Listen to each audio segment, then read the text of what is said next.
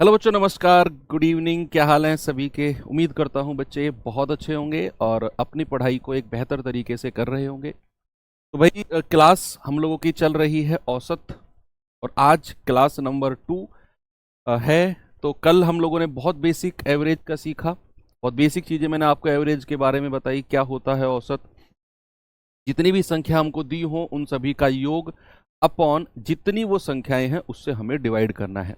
यानी कि औसत बराबर होता है युग्मों का योग बटे युग्मों की संख्या। और इसके ऊपर हमने टाइप 1 किया। टाइप 2 में हम लोगों ने किया कि जहां योग बराबर होता है औसत गुणा युग्मों की संख्या, यानी कि सम इक्वल्स टू होता है average into number of terms. और इसके ऊपर हमने कल सेकंड टाइप किया और वो हमारा कंटिन्यू में था, है ना। वो पूरा नहीं हो पाया था, आज उसे पूरा करते हैं और थोड़ा सा आगे फॉर्मूला बेस्ड वाली चीज़ों को देखते हैं कि अगर फॉर्मूला बेस्ड डायरेक्ट क्वेश्चन आए तो कैसे उन सवालों को टैकल किया जाता है। क्या हाल चाल है भाई सभी के? बढ़िया पढ़ाई चल रही है? प्रैक्टिस सेट कौन सा लें? प्रैक्टिस सेट अभी कोई सा भी आप कंटिन्यू कर सकते हो। अभी तो आपका सिलेबस चल रहा है, अभी तो आपको मैं यही सलाह दूंगा कि प्रैक्टिस सेट अभी मत लो। अभी आप क्या करो, जो भी क्लास में चल रहा है उसका ही बार बार रिवीजन करो, और जो चैप्टर कंप्लीट हो चुके हैं उन्हें किसी बुक से आप कर सकते हो। रेलवे की कोई बुक ले लीजिए प्रीवियस ईयर की, जहाँ चैप्टर वाइज आपको दिया हो। मार्केट में जाओ, दुकानदार से बोलो कि भैया रेलवे की बुक दे दो, चैप्टर वाइज हो, शायद मेरे हिसाब से किरण पब्लिकेशन वगैरह है। आप ले आओ वो बुक, और उसे जो जो चैप्टर आपके कंप्लीट होते रहें उनको एक अपनी तरफ से एक्स्ट्रा एफर्ट लगा के उन सवालों को आप कर सकते हो। तो ये एक सेकंड पॉइंट है। बाकी प्रैक्टिस सेट अभी मत करो आप, जैसे जैसे हमारा सिलेबस खत्म होने की तरफ चलेगा प्रैक्टिस सेट के बारे में आपको मैं वहाँ सलाह दे दूंगा। भाई कल एक होमवर्क दिया था और मुझे उम्मीद है कि आप लोगों ने उसे किया होगा। जल्दी से आप मुझे बता दो इसका जवाब क्या है। सभी लोग बताएंगे भाई। प्रैक्टिस सेट चलेगा, बिल्कुल चलेगा, लेकिन अभी नहीं चलेगा जरूर। पर देखो, उसने कहा पी क्यू आर का औसत वजन 45 है, पी और क्यू का औसत वजन 43 है, तो आर का वजन बताओ जल्दी से क्या होगा। सभी लोग बताएंगे भैया?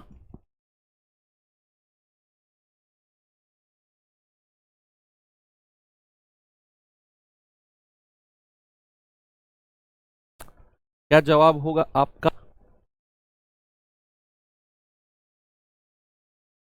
49 है क्या? चलो देखते हैं। भाई सबसे पहले मैंने आपको बोला कि जहां आपको औसत दिया हो तुरंत आपने क्या करना है, तुरंत आपने सम यानी कि योग निकालना है। अब उसने बोला पी क्यू आर का औसत 45 है, तो पी क्यू आर का योग कितना हो जाएगा? P plus Q plus R बराबर कितना हो जाएगा बच्चे? औसत तो 45 है और संख्या कितनी है? 3। तो 45 दिया होता है 135। तो P plus Q plus R कितना हो जाएगा? 135। आगे चलते हैं। उसने कहा P और Q का औसत 43 है, तो P और Q का योग कितना हो जाएगा? भाई दो संख्या का औसत अगर 43 है तो योग हो जाएगा 43 गुणा 2, यानी कि 86। ये दो संख्याओं का योग हो जाएगा सम। अब आपसे पूछा है उसने क्या? उसने पूछा आर का वजन क्या होगा। आर का वजन, तो भाई साहब आप क्या करोगे? आप ये P और Q की वैल्यू उठाकर यहां रख दोगे। जवाब आएगा 86 प्लस आर बराबर कितना है? 135। तो यहां से आर बराबर कितना हो जाएगा? 135 माइनस 86। तो 15 में से 6 गए 9, और 12 में से 8 गए 4। आर कितना मिल जाएगा? 49। और वही मेरा सही जवाब होगा, ऑप्शन नंबर ए। ये आप यार सर तराजू वाले से किया, मजा आ गया, वेरी गुड। कुछ भी तो नहीं है भाई। उसने कहा पी और क्यू का जो वजन है औसत वो कितना है? 43। और आर का वजन उसने आपसे पूछा है, और तीनों पी क्यू आर का वजन औसत दे रखा है 45। वो 45 मैंने यहां रख दिया। अब ये तराजू है मेरा, ये तराजू है। एक तरफ पी और क्यू रखे हैं 43 लेकर, एक तरफ आर रखा है जिसका वजन हमें बताना है। अब मुझे चीजें ना बैलेंस आउट करनी है। तराजू का मतलब क्या होता है? चीजों को बैलेंस करना। तो जो एवरेज है मैं देखूंगा कि जो तीनों का एवरेज है भैया वो 45 है, और पी और क्यू का एवरेज कितना है? 43। तो ये इससे कम है या ज्यादा है भाई? औसत से कम है या ज्यादा है पी और क्यू का? आप कहेंगे सर कम है। कितना कम है? 2 कम है, तो माइनस का 2। और कितनी संख्या ऊपर? 1 और 2, 2 संख्या ऊपर है, तो टोटल कमी कितने की होगी? 4 की। और इधर अगर 4 की कमी है तो इधर क्या करना है? प्लस का 4 करना है।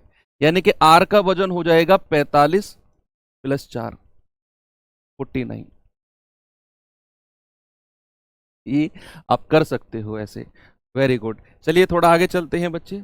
इसका जवाब बताएंगे मुझे क्या होगा? सभी लोग बताओ भाई।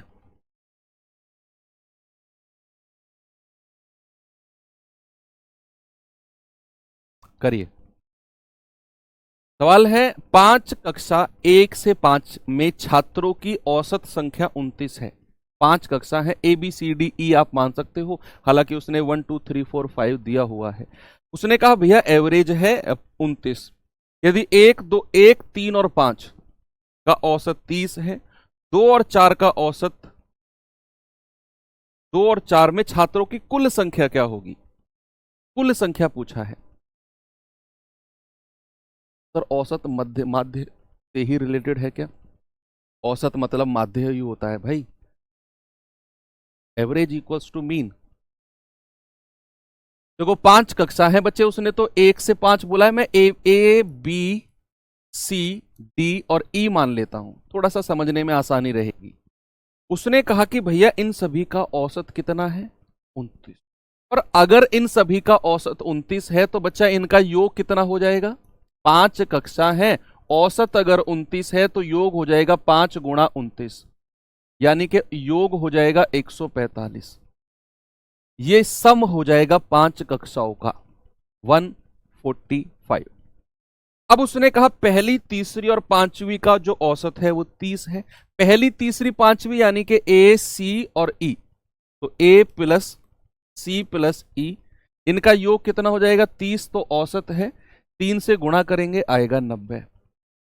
तो जरा मुझे बताओ, अगर मैं ए सी ई की वैल्यू यहां रख दूं तो क्या मुझे ये मिलेगा? 90 प्लस, और बचा क्या है? बी और डी, दूसरी और चौथी कक्षा, बराबर कितना आएगा? 145। तो यहां से बी प्लस डी कितना आएगा? 145 माइनस 90, यानी कि 55।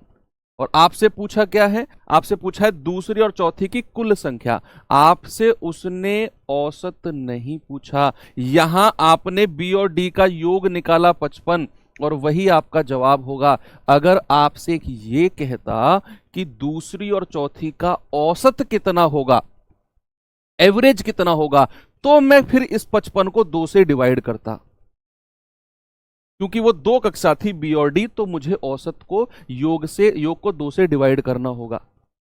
लेकिन यहां पर हमसे टोटल पूछा गया है, तो हम बड़े आराम से यहां कह सकते हैं कि भैया बी और डी का जो सम है वो इतना हो जाएगा।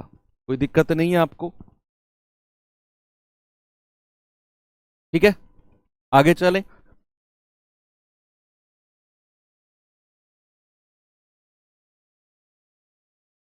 अगला सवाल, ये सवाल करेंगे, बताइए सभी लोग क्या इसका जवाब होगा?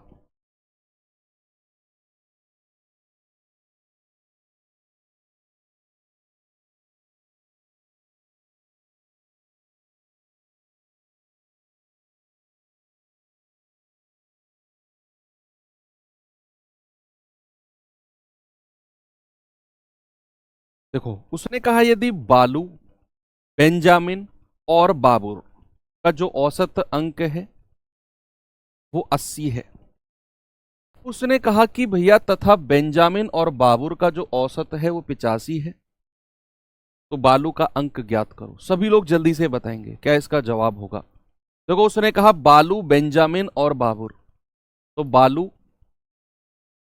बालू प्लस बेंजामिन, BENJ लिख देता हूं, प्लस बाबुर, BABUR, और इनका औसत अगर 80 है तो इनका योग कितना हो जाएगा? 80 × 3, यानी कि 240। ये इनका सम है, ये इनका योग है तीनों लोगों का। अब उसने कहा कि भैया बेंजामिन और बाबुर का औसत 85 है, तो बेंजामिन और बाबुर का योग कितना हो जाएगा? बेंजामिन और बाबर का, जो कितना हो जाएगा 85 गुणा 2 यानी कि 170। अब अगर मुझे बालू का औसत चाहिए जो कि हमसे पूछा है, तो इन दोनों का मैं यहां पर रख दूं, तो बालू प्लस इन दोनों का कितना है 170 बराबर 240। तो यहां से बालू कितना हो जाएगा 240 माइनस 170, तो 0 14 में 7 गए 7, यानी कि बालू हो जाएगा 70। ऑप्शन नंबर डी आपका सही जवाब है। वेरी गुड, सभी का आंसर बहुत अच्छा आ रहा है।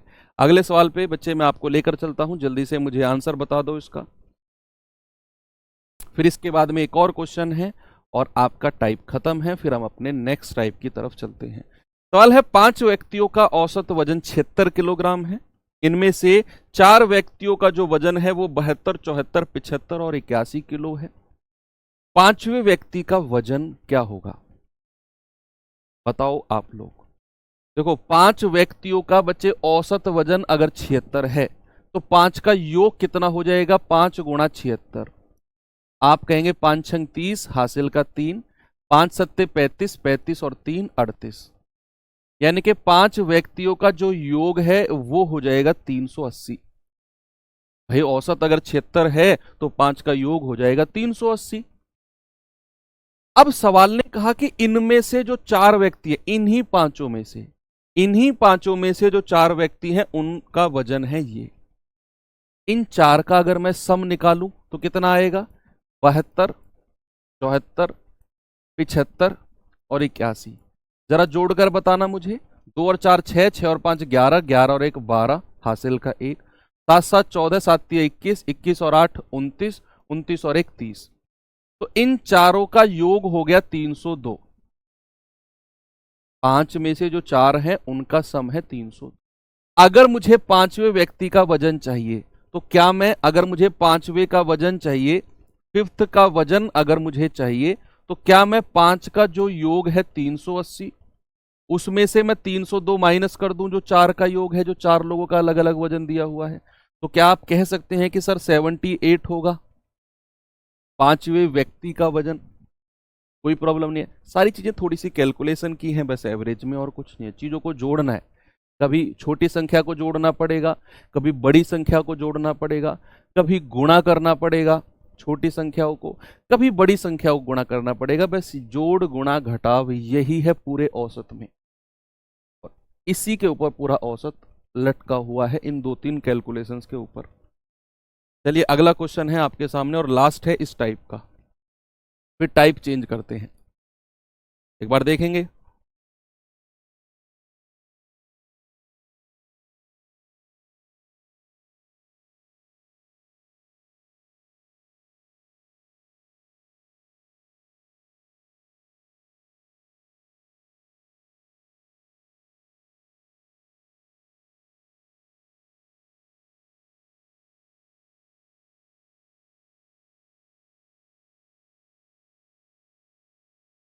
चलो बताएंगे भाई।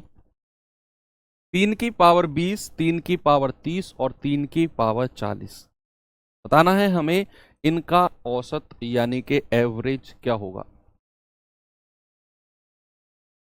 सर क्लास लाइव से 15 सेकंड बाद क्लास चलती है क्या प्लीज? नहीं ऐसा तो नहीं है।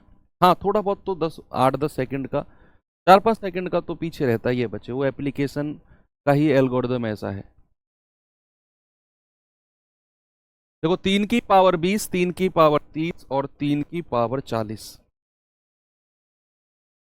अब बहुत सारे बच्चे इसका आंसर पता है क्या बताएंगे, वो कहेंगे सर 3 की पावर 20, 3 की पावर 30, 3 की पावर 40, 3 की पावर 20 प्लस 3 की पावर 30 प्लस 3 की पावर 40, तो कितना आ जाएगा 40 और 30 70 और 20 90 बराबर 3 की पावर 90 हो जाएगा।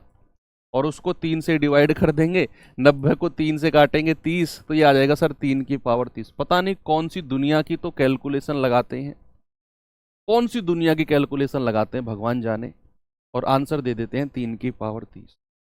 लॉजिकली भी गलत है ये, मतलब कैलकुलेशन ही मेरी समझ में नहीं आई। दरअसल वो इस सवाल को बिना कैलकुलेशन के करते हैं, जो बच्चे 3 की पावर 30 आंसर बताते हैं वो कैलकुलेशन करते ही नहीं है। मैं सच कह रहा हूं, यहां भी है कुछ नमूने ऐसे जो 3 की पावर 30 कह रहे हैं। पक्का उन्होंने कैलकुलेशन नहीं किया, उन्होंने कहा अच्छा 30 की पावर 30 20 50 40 90 और 3 संख्या 90 को 3 से डिवाइड किया आ गया 30, तो 3 की पावर 30 आंसर है, ऐसे उन्होंने आंसर दिया। लेकिन अगर वो पेन उठा लेते तो शायद क्रांति आ जाती, शायद उनका आंसर बदल जाता। कैसे? देखो, हम जानते हैं जो औसत होता है वो होता है संख्या जितनी भी दी हुई हैं सभी का योग और डिवाइडेड बाई जितनी वो संख्याएं हैं, ये होता है, नो डाउट सब जानते हैं औसत। तो सबसे पहले हमें योग करना पड़ेगा 3 की पावर 20 प्लस 3 की पावर 30 प्लस 3 की पावर 40। बच्चे आप जरा मुझे बताना ये संख्या कितनी है, संख्या कितनी है? आप कहेंगे सर 3 की पावर 20 अपने आप में एक संख्या है, 3 की पावर 30 अपने आप में एक संख्या है और 3 की पावर 40 अपने आप में एक संख्या है। तो टोटल अगर मैं कहूंगा तो 1 2 और 3, टोटल 3 संख्याएं हैं ये।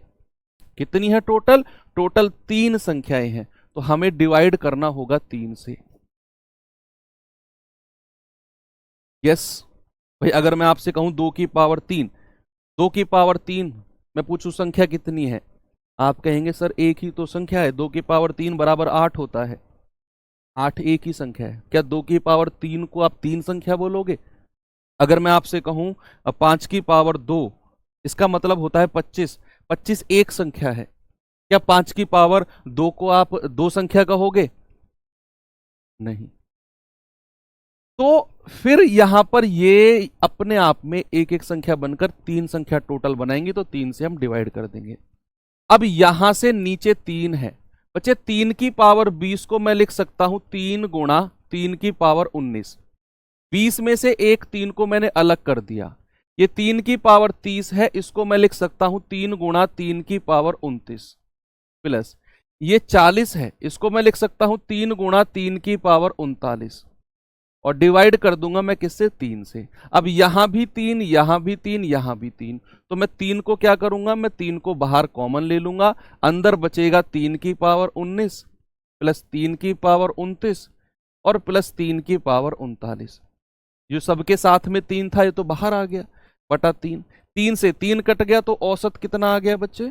औसत कितना आ गया? आप कहेंगे सर औसत आ गया 3 की पावर 19 प्लस 3 की पावर 29 प्लस 3 की पावर 39। ये औसत है जो कि मेरा ऑप्शन नंबर डी में है और बिल्कुल सही जवाब भी यही होगा। Very good. अब यहीं पर अगर मैं आपसे एक सवाल पूछने लगूं जरा,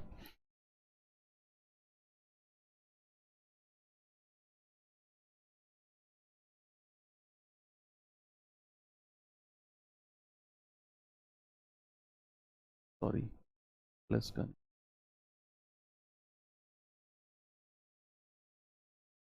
बड़ा अच्छा क्वेश्चन बन जाएगा ये, का औसत क्या होगा बताइए। ये सवाल जिसने कर दिया ना मजा आ जाएगा, ये लिटरली बहुत अच्छा क्वेश्चन है। आप अपनी कॉपी में करो। सवाल ने कहा 2 की पावर 72, 2 की पावर 73, 2 की पावर 74 और 2 की पावर 75 और हमें बताना है इनका औसत। चलो देखते हैं।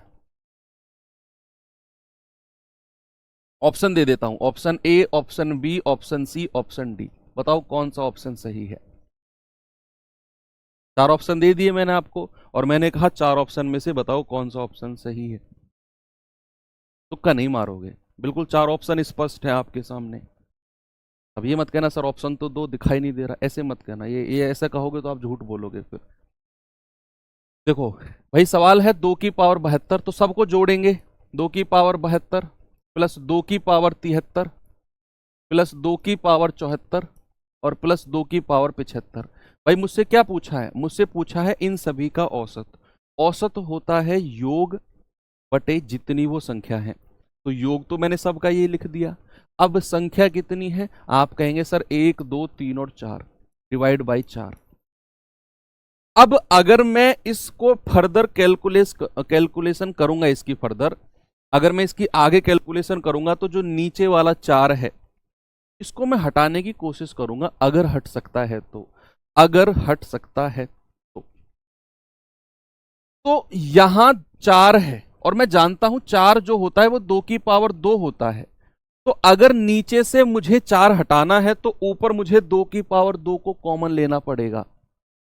तो यहां 2 की पावर 72 है, इस 2 की पावर 72 को मैं ऐसे लिख सकता हूं 2 की पावर 2 गुणा 2 की पावर 70। भाई जुड़कर तो 70 और 2 72 ही बनेगा। तो मैंने इसको कुछ इस कदर लिख लिया।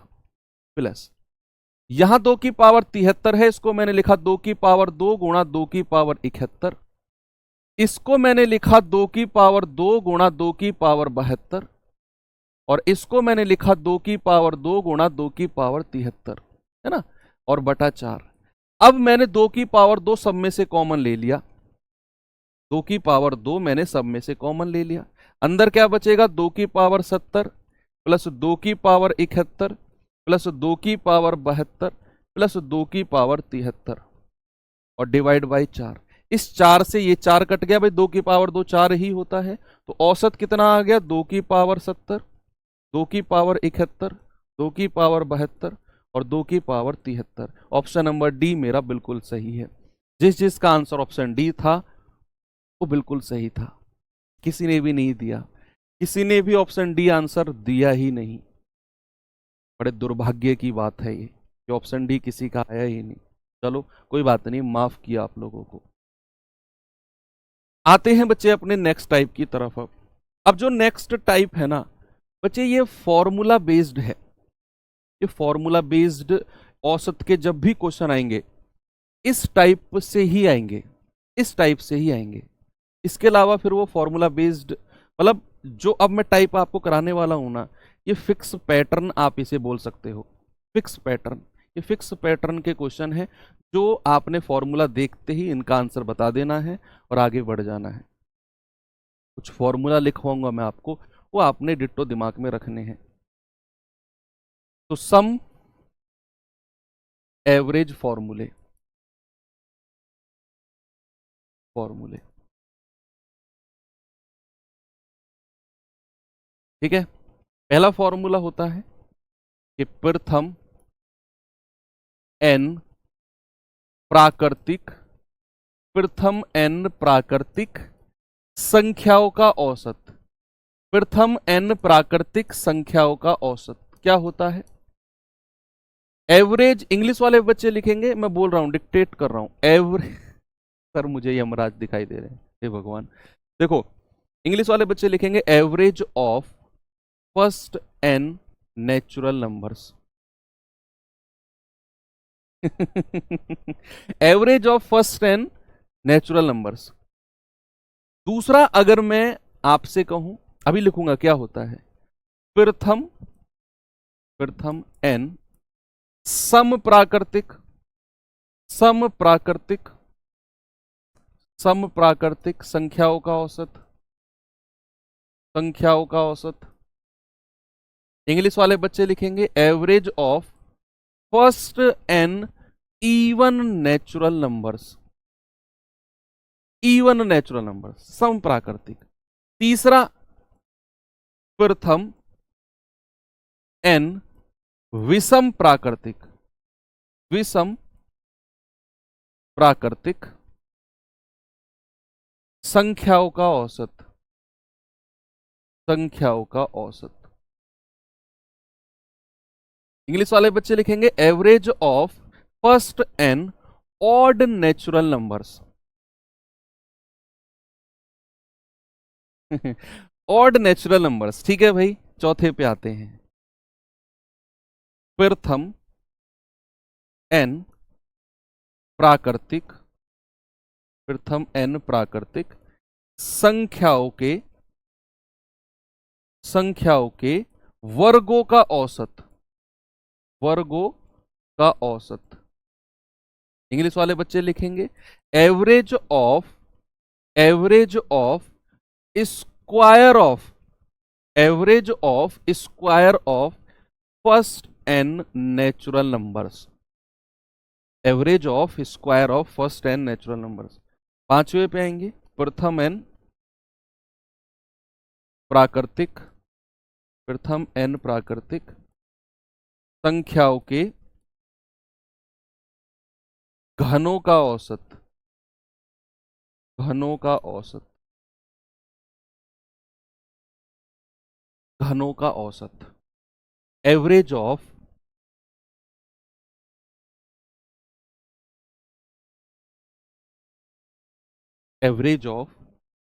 Cube of first and natural numbers. चलो, ये कुछ फॉर्मूलेज हैं जो हमें देखने हैं, और इनको, इनके फॉर्मूले में आगे लिख रहा हूं। देखो, औसत बराबर क्या होता है बच्चे? औसत बराबर होता है योग बटे संख्या। आप सभी जानते हैं औसत बराबर होता है योग बटे संख्या। अब आप में से बहुत सारे बच्चे प्रथम n प्राकृतिक संख्याओं का योग जानते हैं क्या होता है, n into n plus one by two. लेकिन हम योग की बात नहीं कर रहे हैं। औसत होता है योग बटे संख्या, है ना बच्चे? योग कितना होता है? n into n plus one by two. और अगर मैं इसे संख्या से डिवाइड करूं, संख्या कितनी है? n ही तो संख्या है भाई। n का मतलब क्या है? Number of terms. कितनी संख्या है? तो n into n plus one by two, ये तो आपने योग लिख दिया। अगर मुझे औसत लिखना होगा तो मुझे n से डिवाइड भी तो करना होगा, औसत बटे संख्या। तो भैया n से n कट गया तो n plus one by to. तो प्रथम n प्राकृतिक संख्याओं का जो औसत है वो है बच्चे n plus one by two. ये आपने डायरेक्ट याद रखना है, n plus one by to. प्रथम n सम प्राकृतिक संख्याओं का औसत। भाई प्रथम n सम प्राकृतिक संख्याओं का योग कितना होता है? योग होता है n into n plus one. ये योग होता है सम प्राकृतिक संख्याओं का योग। और अगर मुझे औसत निकालना होगा तो n से डिवाइड करना होगा, तो औसत आ जाएगा n प्लस वन। तो प्रथम n सम प्राकृतिक संख्याओं का औसत जो है वो है n प्लस वन। प्रथम n विषम प्राकृतिक संख्याओं का जो औसत है, विषम प्राकृतिक का योग कितना होता है? n square. प्रथम n विषम ऑड नेचुरल नंबर्स का जो सम होता है बच्चा, वो होता है n स्क्वायर। अगर मैं इसे n से डिवाइड कर दूंगा तो ये आ जाएगा n। जितनी संख्या है वही उनका एवरेज है। ओके। प्रथम n प्राकृतिक संख्याओं के वर्गों का औसत। वर्गों का योग आप सभी जानते हैं। प्रथम n, सभी तो नहीं, कुछ बच्चे तो जरूर जानते होंगे। प्रथम n प्राकृतिक संख्याओं के वर्गों का योग बच्चे, योग होता है n into n plus one और two n plus one by six. ये तो योग है। अब चूंकि मुझे तो औसत निकालना है, तो जितनी संख्या है उससे मैं डिवाइड कर दूंगा n से। n से n कट जाएगा तो औसत आ जाएगा n प्लस वन और two n plus one by six, by six. n plus one bracket में two n plus one by six. ये क्या है? ये प्रथम n प्राकृतिक संख्याओं के वर्गों का औसत है। लास्ट आता है प्रथम n प्राकृतिक संख्याओं के घनों का औसत, क्यूब का एवरेज। अभी मैं एग्जांपल भी कराऊंगा, परेशान मत होइए आप। अगर मैं आपसे कहूं कि प्रथम n प्राकृतिक संख्याओं के घनों का योग कितना होता है, तो योग होता है n into n plus one by two और इसका होल स्क्वायर। ये तो बच्चे योग है, प्रथम n प्राकृतिक संख्याओं के घनों का योग, sum of cube, n into n plus one by two का होल स्क्वायर। अगर मैं इसे फिर से n से डिवाइड कर दूंगा तो ये बन जाएगा औसत।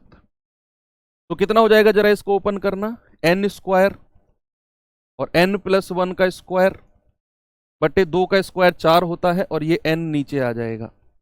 n से ये कट गया तो आंसर कितना होगा? n बाई फोर और n प्लस वन का स्क्वायर।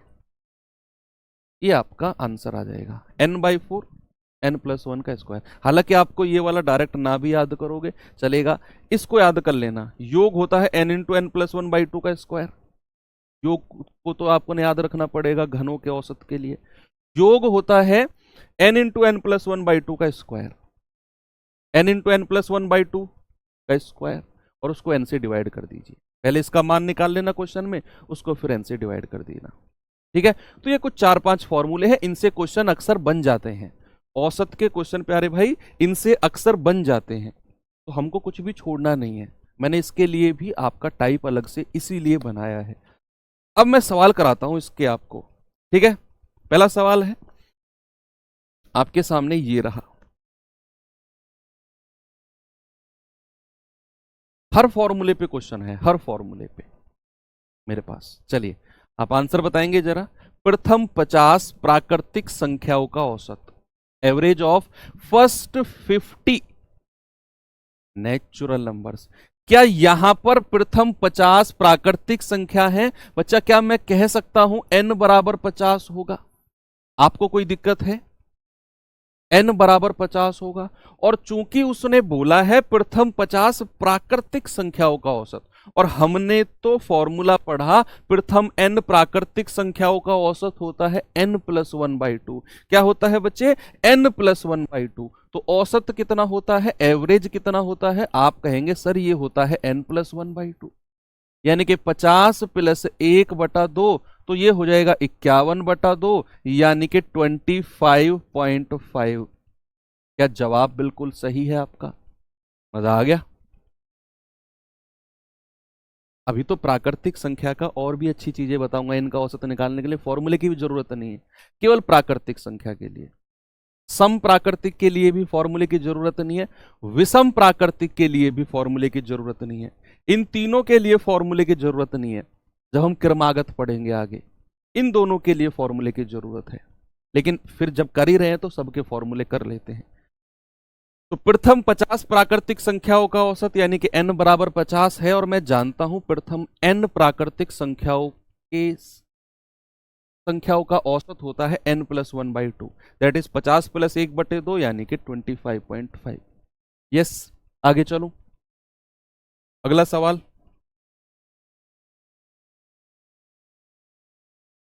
इस सवाल को करेंगे भाई, जरा बताइए।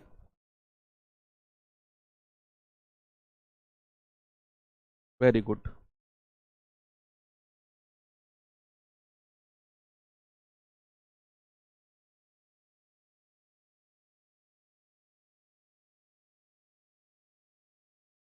करेंगे बच्चे जरा इसको।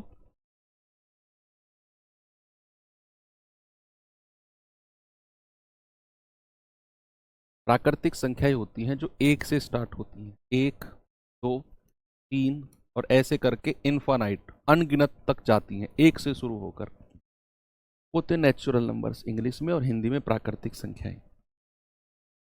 पहली 100 प्राकृतिक संख्याओं का औसत 100, यानी कि यहां पर n कितना है? n है बच्चे यहां पर 100। n कितना है? n है 100। अब उसने बोला पहली 100 प्राकृतिक संख्याओं का औसत, यानी कि n बराबर 100 है। एवरेज कितना हो जाएगा? एवरेज हो जाएगा n+1/2, 100 + 1/2, यानी कि 101/2, और आप कहेंगे 50.5। ऑप्शन नंबर 2 आपका सही जवाब है। ठीक है, वेरी गुड। आगे चलते हैं, ये सवाल करिए जरा।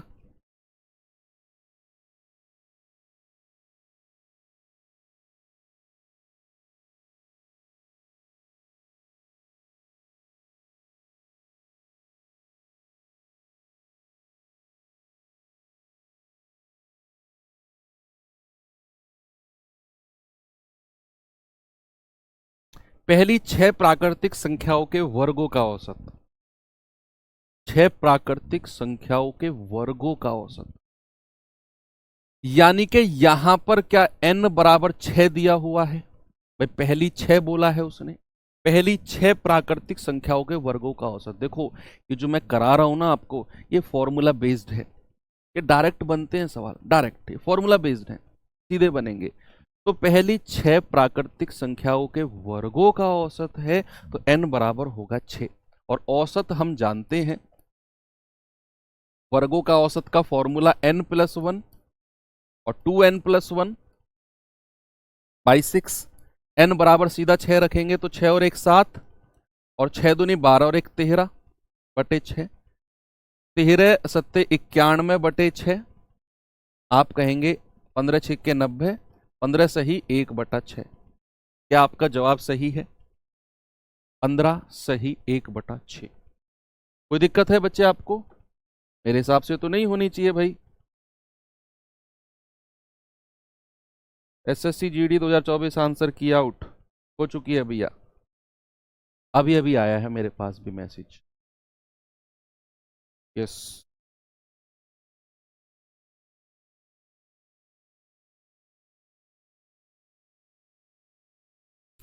अगला सवाल दूं आपको? ये सवाल करिए।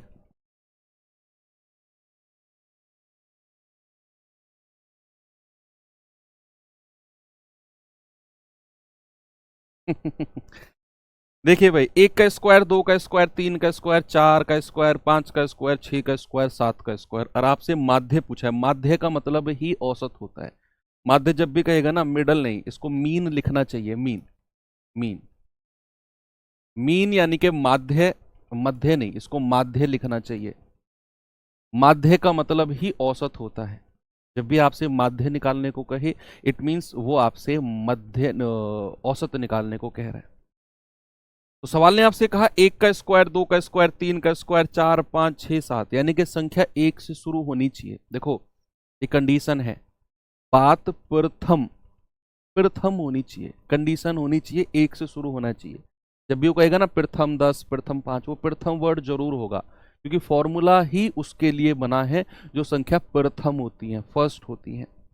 तो यहाँ 1 2 ऐसा नहीं है कि अगर मैं आपसे कहूँ 4 का स्क्वायर, 5 का स्क्वायर, 6 का स्क्वायर, और ऐसे करके 19 का स्क्वायर, और इसमें आप ये फॉर्मूला लगा दो n+1 2n+1/6। नहीं, बात 1 से ही शुरू होनी चाहिए। तो यहाँ इस सवाल में 1 से शुरू है, 1 2 3 4 5 6 7, यानी कि 1 से लेकर 7 तक की संख्याओं में सबका स्क्वायर दिया हुआ है। तो क्या मैं कह सकता हूं कि यहां पर n बराबर 7 होगा? भाई 1 से स्टार्ट होकर संख्या 7 के वर्ग तक जा रही है, तो क्या यहां पर n बराबर 7 होगा? आप कहेंगे सर बिल्कुल होगा। और एवरेज का फॉर्मूला, वर्गों के एवरेज का फॉर्मूला होता है बच्चा n+1, और ब्रैकेट में 2n+1 और बाई 6।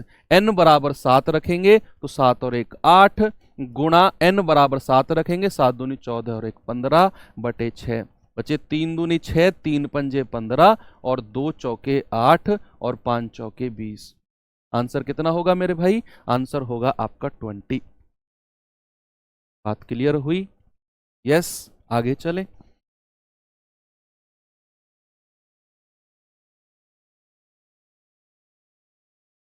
चलिए इस सवाल को करेंगे जरा।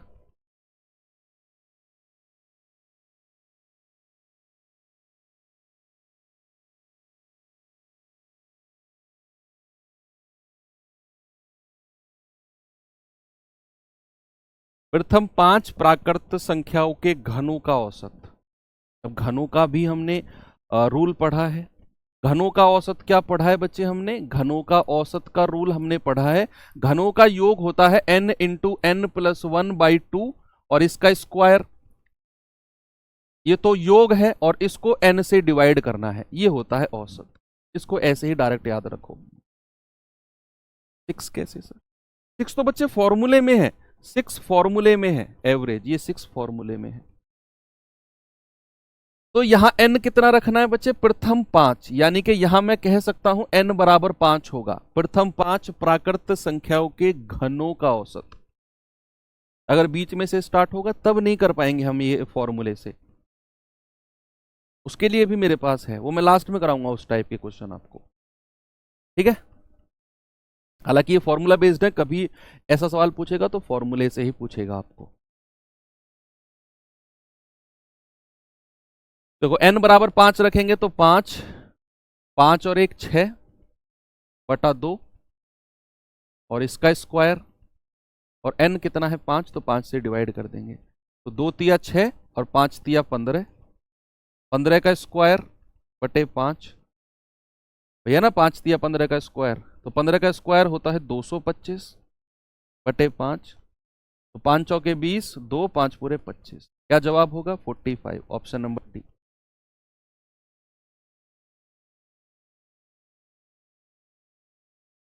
समझ में आ गया फॉर्मूला कैसे लगाना है सवालों में? आगे चले, ये सवाल बताएंगे भाई।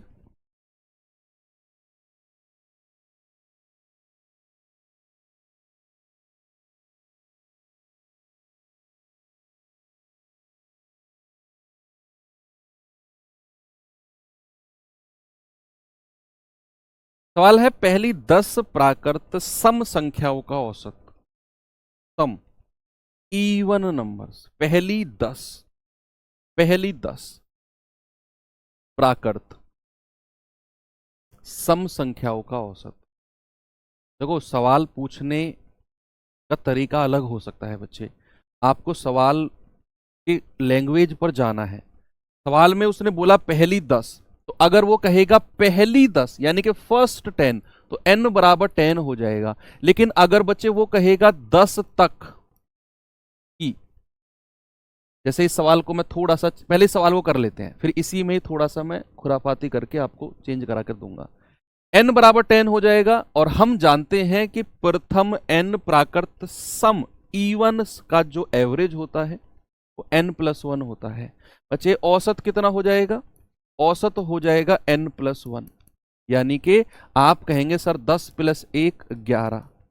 जवाब है ऑप्शन नंबर डी। लेकिन बच्चे अगर मैं इसी सवाल को कॉपी करके आगे मैं देता हूं चेंज करके, अगर इसी सवाल में मैं कुछ इस तरीके से सवाल को लिखूं, इसको मैं यहां से रफ करता हूं और सवाल में चेंज करता हूं आपके लिए। सवाल में देता हूं 10 तक की।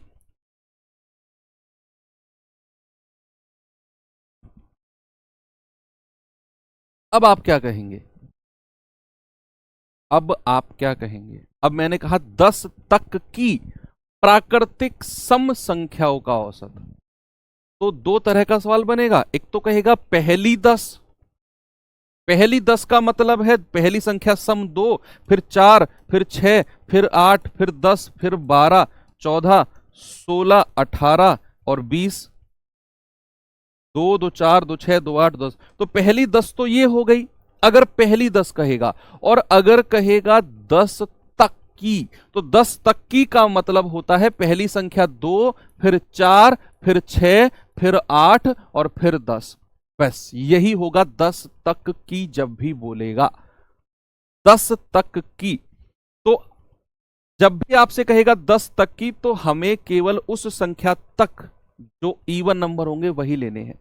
अब यहां n क्या हो जाएगा? 1 2 3 4 5, n बराबर कितना हो जाएगा? 5। यानी कि अगर मैं कहूंगा 10 तक की संख्याओं में कितनी संख्या इवन है, भैया एक 5 संख्या इवन होंगी, 5 ऑड होंगी। अगर मैं आपसे एक सवाल पूछूं, मेरी बात पे फोकस करना, मैं आपसे कहता हूं 100 तक की संख्याओं में, 100 तक की संख्याओं में कितनी संख्या सम है और कितनी विषम है? 100 तक की संख्याओं में कितनी सम होंगी और कितनी विषम होंगी? इस सवाल का तो आंसर आ जाएगा। n बराबर 5 है, तो भैया आप कहेंगे सर 5 + 1 दैट इज 6। इस सवाल का जवाब तो 6 होगा। मैं आपसे पूछ रहा हूं कि 100 तक की संख्याओं में कितनी संख्या सम होंगी और कितनी संख्या विषम होंगी? 100 तक की।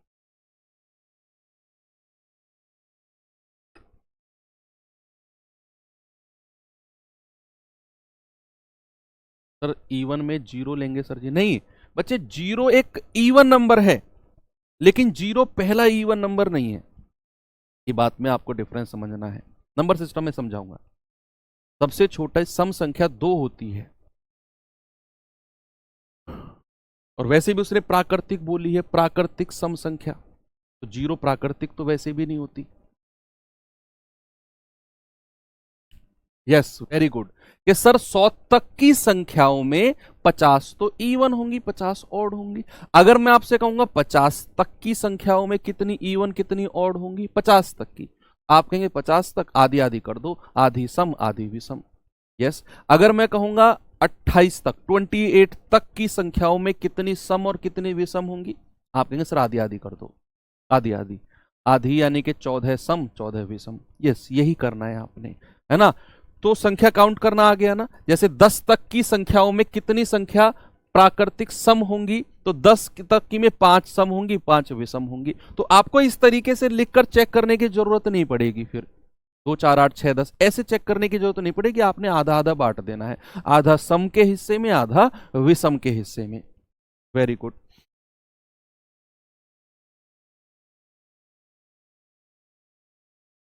ये सवाल करेंगे, चलो इसी के ऊपर।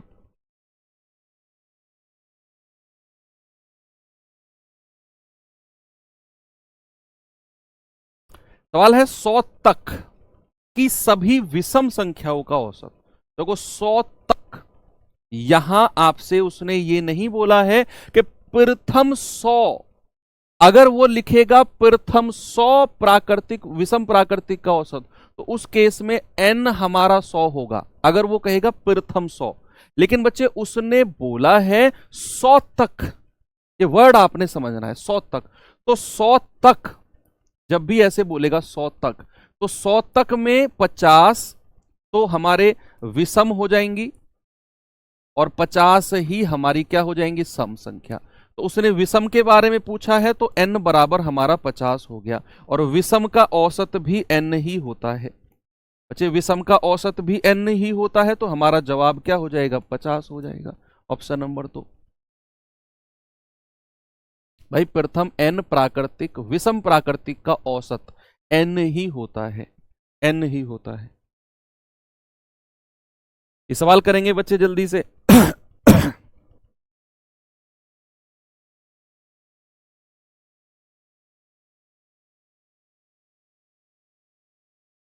प्रथम 148 सम धनात्मक संख्याओं का औसत तथा प्रथम 129 विषम धनात्मक संख्याओं के औसत के बीच अंतर क्या होगा। अब दोनों सम और विषम का मिलाकर एक सवाल बना दिया।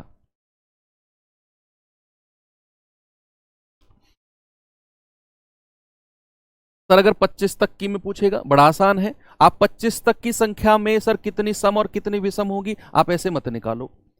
आप 25 में से एक घटा दो, 25वीं संख्या हटा दो, 24 संख्या ले लो। 24 में से 12 सम होंगी, 12 विषम होंगी। आपने क्या करना है, आपने कहा सर 25 तक की संख्याओं में, 25 तक, तो आपने क्या करना है, 25 में से एक संख्या हटा दो, 25वीं। 25 में से एक हटा दी, 25वीं, तो बची 24। 24 में से 12 सम और 12 विषम। लेकिन जो हमने संख्या हटाई है 25वीं, 25वीं, 25वीं एक विषम संख्या है, तो वो विषम में ऐड हो जाएगी, यानी कि 13 विषम होंगी और 12 सम। यही करना है आपने। अगर मैं कहूं 99 तक, अगर मैं कहूं 99 तक, तो आपने क्या करना है, 99 में से एक घटा देना है, क्या, 98। तो आप कहेंगे सर 49 तो सम होंगी और 49 विषम होंगी। अब जो संख्या आपने घटाई 99वीं लास्टवीं संख्या, वो एक विषम है, +1 विषम की तरफ कर देना है, तो 50 विषम और 49 सम। आगे निकालना। देखो उसने कहा प्रथम 148 सम का औसत, ये तो बड़ा आसान है भाई। प्रथम 148 सम, प्रथम 148 सम, क्या हुआ, एवरेज। एवरेज कितना होता है, 148 + 1, यानी कि 149। क्या होता है, 149। और उसने बोला कि प्रथम 129 विषम का औसत, तो प्रथम 129 विषम का एवरेज जो होगा 129 ही होगा जितनी संख्याएं हैं, और हमसे बोला है इनका अंतर, तो 149 - 129 कितना आएगा, 20। ऑप्शन नंबर बी मेरा सही जवाब है।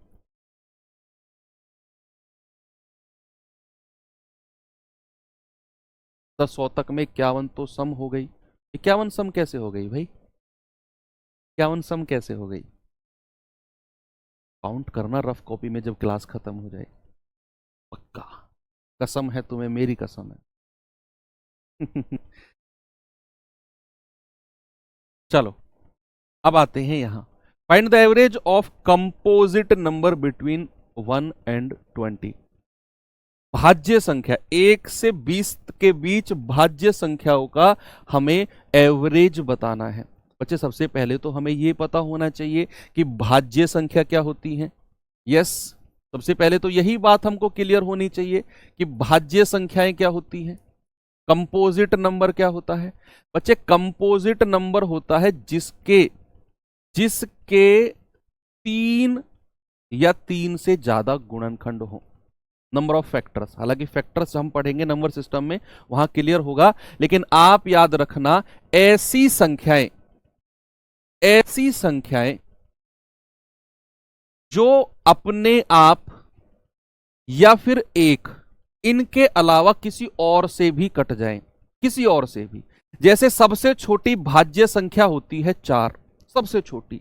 और मैंने कहा भाज्य संख्या वो होती है जो अपने आप और एक 1, इनके अलावा, इनसे तो कटे ही कटे, इनके अलावा किसी और से भी कट जाए। जैसे 4 जो है ये 1 से भी कट जाएगा पूरा 4 बार। 4 जो है ये 2 से भी कट जाएगा, 2 दूनी 4। 4 जो है ये खुद 4 से भी कट जाएगा, 4 एकम 4। तो अपने आप और एक के अलावा किसी और से भी कट गई तो 4 हमारी भाज्य हो जाएगी। और जो संख्या या तो अपने आप से कटे या फिर एक से कटे, इनके अलावा किसी से भी ना कटे, वो क्या होती हैं? अभाज्य संख्याएं। जैसे मैं आपसे कहूं 2, सबसे छोटी अभाज्य संख्या 2 होती है।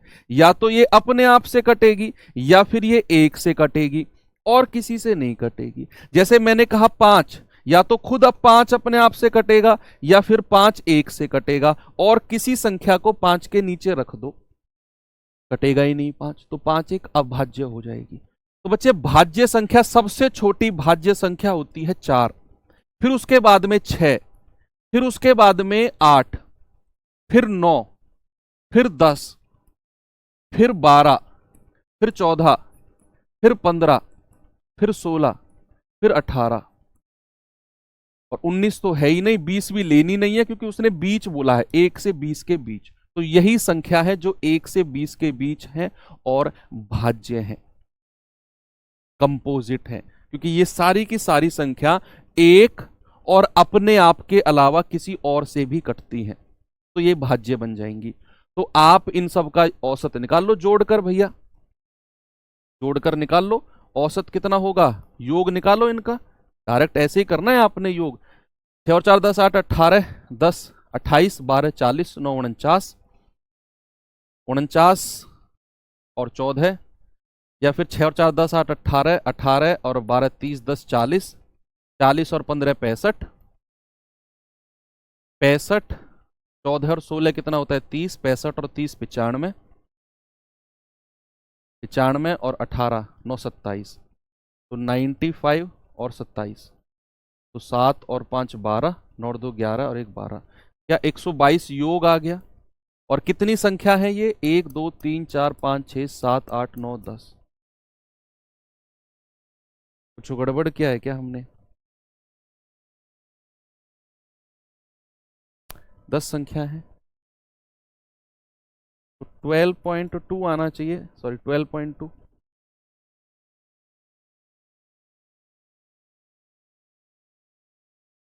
4 6 8 9 10 12 14, ऐसे ही जोड़ा है ना हमने, एक बार देख लेना। 14 और 16 30, 6 और 4 10 8 18 18 और 12 30 और 10 40 15 18 33 33 और 9 42 2 4 4 8 3 11, ये आएगा। आपका जवाब होगा 11.2। हाँ 11.2 बिल्कुल ठीक है। एक ऑप्शन ऐड कर लेना बच्चे, 11.2। ठीक है, वेरी गुड, 11.2। चलिए भाई, लास्ट क्वेश्चन है, और ये क्वेश्चन आपको मैं होमवर्क देता हूं, ये क्वेश्चन होमवर्क देता हूं। और इसने बोला है प्रथम 8 अभाज्य संख्याओं का औसत और प्रथम 10 सम प्राकृतिक का औसत और इनका रेशियो। अभाज्य का औसत लेना है, प्रथम 10 सम प्राकृतिक का औसत लेना है और रेशियो।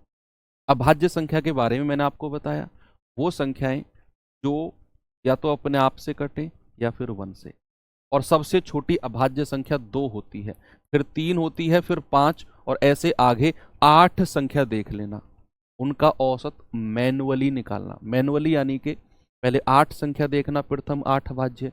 फॉर्मूला नहीं होता भाज्य संख्याओं के औसत का, कुछ फॉर्मूला नहीं होता, आपको लेना है फिर उनका औसत निकालना है। और 10 सम प्राकृतिक का औसत तो आप जानते हैं 10 + 1 11 ही होगा।